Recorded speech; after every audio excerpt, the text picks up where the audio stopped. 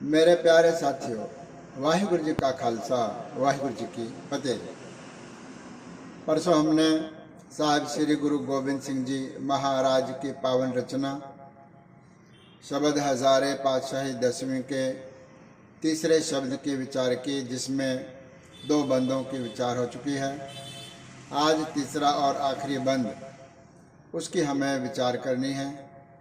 परसों गुरुदेव जी महाराज ने अपने शब्द में हमें समझाया था कि वह अकाल पुरख परमात्मा परम पुरुष है, परमेश्वर है, सबका मालिक है, पवन आहारी है, अर्थात उसको किसी वस्तु के पदार्थ के खाने और पीने की आवश्यकता नहीं है।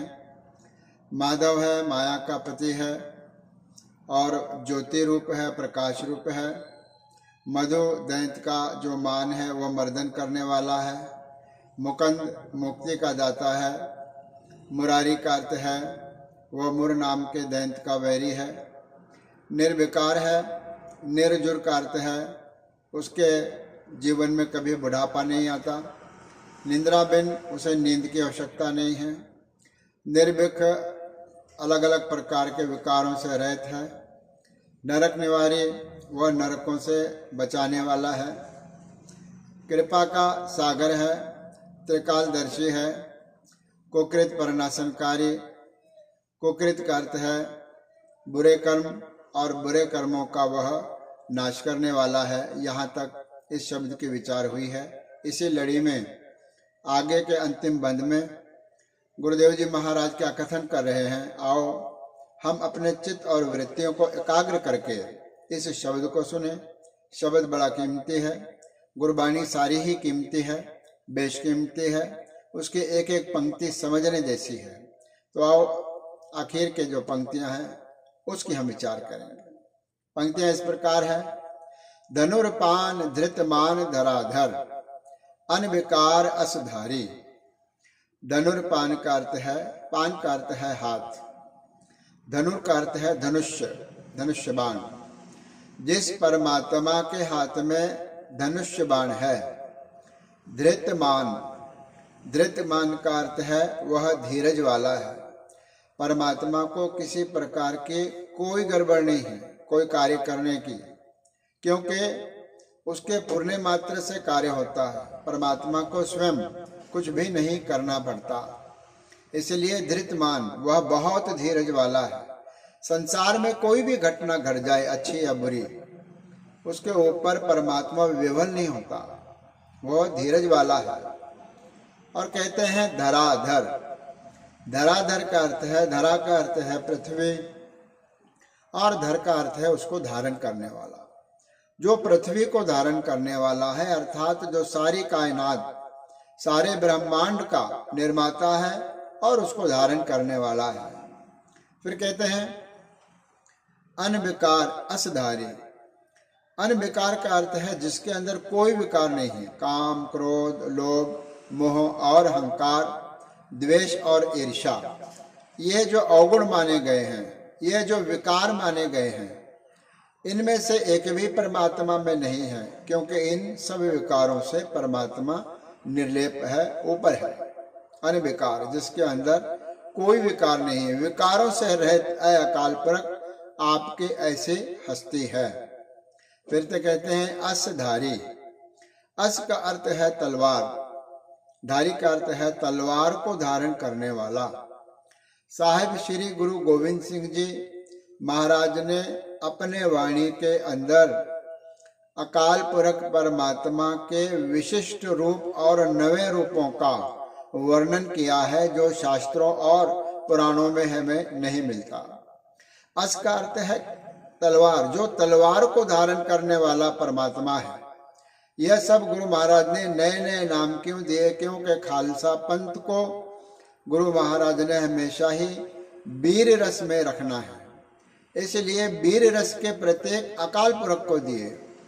पहले अकाल पुरख परमात्मा के जो प्रतीक थे शास्त्रों और वेदों में, आदि गुरु साहब जी के वाणी में भी, वह थे कि वह दयावान है, वह सब पर दया करने वाला है, दोषों को नहीं देखने वाला है, क्षमा करने वाला है।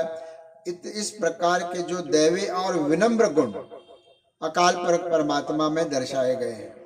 लेकिन गुरु गोविंद सिंह जी महाराज के वाणी में वीर रस के जो प्रतीक है वह भी अकाल पुरख में दर्शाए गए हैं।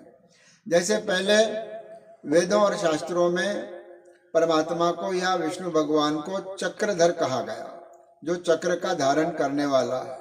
उसे मुरलीधर कहा गया है, जो मुरली को बजाने वाला है। कहीं शास्त्र में परमात्मा के लिए यह नहीं आया कि वह तलवार को धारण करने वाला है। इसलिए पिछले शब्दों में भी इस प्रकार के प्रतीक आ चुके हैं। यह बिल्कुल समझने जैसी बात है। असधारी परमात्मा तलवार को धारण करने वाला है। यह जो परमात्मा की उपमा है और प्रतीक है, यह केवल गुरु गोविंद सिंह जी महाराज जी के वाणी में आता है। अन्य जो बड़े बड़े महाकवि हुए हैं उनके वाणी में हमें ये इस प्रकार का वर्णन नहीं मिलता, ना शास्त्रों में मिलता है, ना वेदों में मिलता है, ना पुराणों में मिलता है। सिर्फ गुरु गोविंद सिंह जी महाराज के वाणी में मिलता है कि परमात्मा तलवारधारी है। चक्रधारी तो सब कहते हैं, तलवारधारी उसको कोई नहीं कहता। इसलिए असधारी अ परमात्मा, तुम अस को यानी कृपाण तलवार को धारण करने वाले हो। यह खालसे पंथ के अंदर जो वीर रस है ये उसका प्रतीक है। परमात्मा को भी तलवार धारण करने वाला गुरु महाराज ने यहाँ पर कहा है। फिर कहते हैं, हाँ मत मंद चरण शरणागत कर गह ले हो उबारी। हाँ मत मंद यानी कि मैं बहुत मंद बुद्धि वाला हूँ, छोटी मेरी बुद्धि है। यह करके कह के जीव को उपदेश कर रहे हैं। जीव की जो बुद्धि है वह बहुत छोटी है। चरण शरणागत अकाल पुरख परमात्मा, हम आपके शरण में आए हैं, आपके चरणों में आए हैं, आपके चरणों की शरण में आए हैं, क्योंकि हम मंद बुद्धि वाले हैं, छोटी बुद्धि वाले हैं, अल्पज्ञ हैं, अल्प ज्ञान रखने वाले हैं। और फिर एक ही अरदास, एक ही बेनती है, कर गह ले हो उबारी। अपना हाथ दे करके, कर गह अपना हाथ दे करके मुझे बचाओ, उबारी मेरी रक्षा करो और इस संसार सागर से मुझे बाहर निकालो, अर्थात जीवन और मरण के चक्रों से मुझे बचाओ, 84 लाख योनियों में पड़ने से मुझे बचाओ, ताकि यह जो जीव का जन्म है, जीव का आना है, मनुष्य का जो जन्म है, यह सफल हो सके। अपने आप पे घटाकर सारे लोगों के लिए, सारे संसार के लिए गुरु महाराज ने यह वर्णन किया है कि अपना हाथ देके हमें बचाओ, हमारी रक्षा करो। इस प्रकार से यहाँ तीसरा बंद और शब्द के विचार समाप्त होती है। आगे परसों एक नए शब्द के विचार की आरंभता हम करेंगे। आज इतना ही। धन्यवाद। गुरु राखा।